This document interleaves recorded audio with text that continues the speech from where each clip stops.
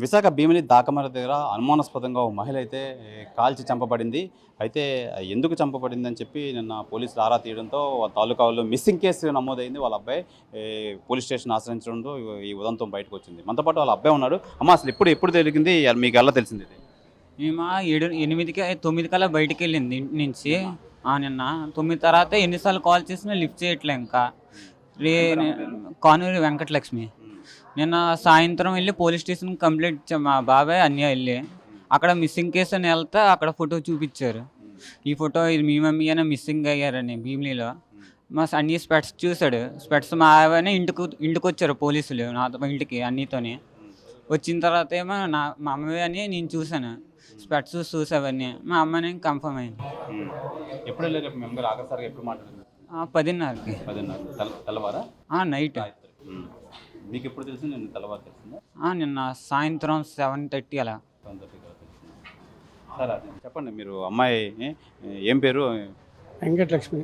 ఏ ఊరు సార్? మాది గంగచోలపేంట. ఎక్కడ సార్ అది? గైతున మండలం, విజయనగరం జిల్లా. ఇప్పుడు మీ అమ్మాయి అల్లుడు ఏది ఎక్కడ? అల్లుడు చనిపోయి చాలా రోజులు అయిందండి, 10 సంవత్సరాలు అయిపోయింది. మీరు ఇక్కడే ఉంటున్నారు? అమ్మాయి లేదు సార్, మేము గంగచోలపేంటలో ఉంటున్నాం. విషయం తెలిసిన తర్వాత విషయం తెలిసిన వచ్చినాం.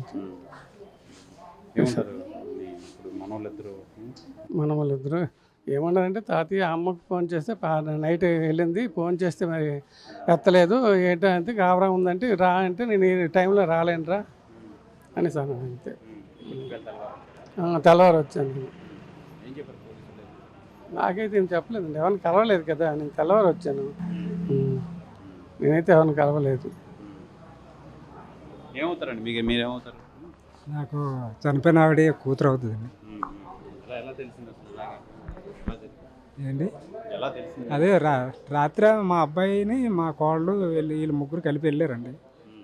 వెళ్ళిన తర్వాత పోలీస్ కంప్లైంట్ ఇచ్చారు. ఇవ్వగానే తెలిసిందనమాట.